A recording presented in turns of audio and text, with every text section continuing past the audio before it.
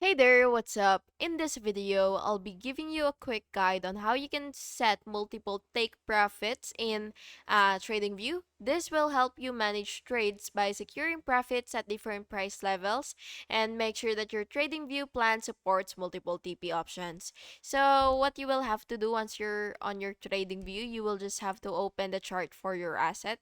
So, for example, this chart right here, just click full chart and you will go to your trading panel. So just go ahead and click that.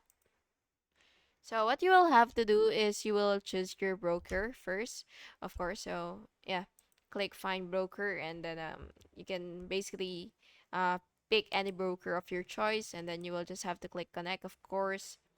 And anyway, once you've already connected your broker here, basically what you will have to do is you will click buy or sell and then you will set your entry price and then you will set the first take profit by enabling your TP or SL input, and then you will input your first take profit price, and then of course you will confirm the order.